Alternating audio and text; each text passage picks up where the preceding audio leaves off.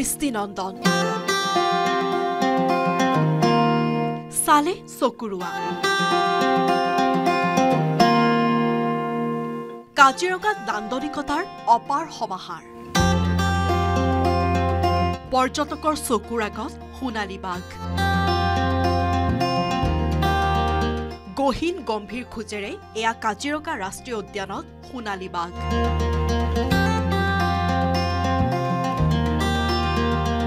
সোণবৰণীয়া বাঘে দৃষ্টি কাঢ়িছে পৰ্যটকৰ দেশৰ ভিতৰতে বিৰল এই সোণালী বৰণৰ বাঘ দৰ্শন কৰি উৎফুল্লিত পৰ্যটক বিয়লিৰ ভাগত পৰ্যটকৰ চকুৰ সন্মুখেৰে পাৰ হৈ গ'ল সোণালী বাঘ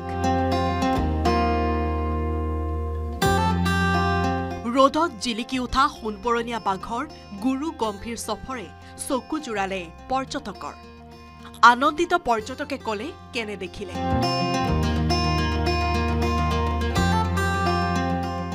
মৰ্নিং সাফাৰীটো কৰোঁতে তেতিয়াও এটা alpha male royal Bengal tiger দেখা পাইছোঁ একেবাৰে ওচৰৰ পৰা কোন ৰেঞ্জত দেখিলে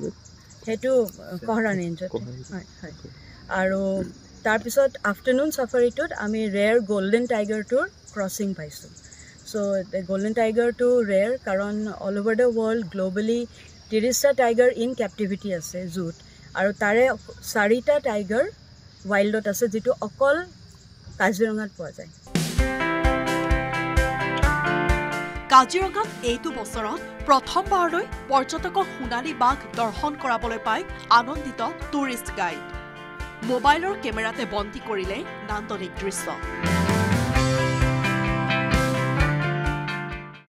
যিটো পাইছোঁ নিচেই ওচৰৰ পৰা পাইছোঁ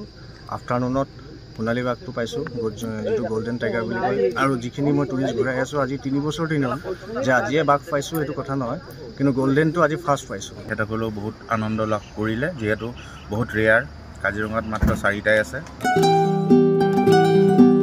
অৱশ্যে বৰণ সলনি হৈ সোণালী হোৱা বাঘৰ সংখ্যা মাত্ৰ 4টাহে আছে কাজিৰঙাত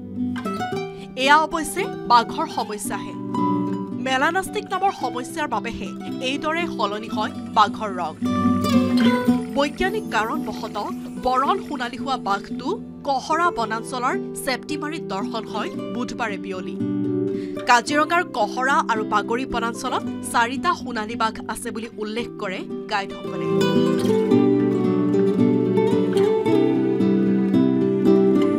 কাজিৰঙাৰ পৰা বিতুপন বৰাৰ report news 18 Assam north east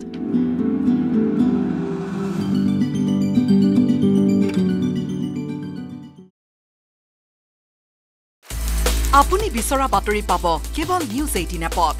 news 18 app download কৰিবলৈ স্ক্যান কৰক এই QR কোড গুগল প্লে ষ্টৰতো পাব এই নিউজ 18 এপ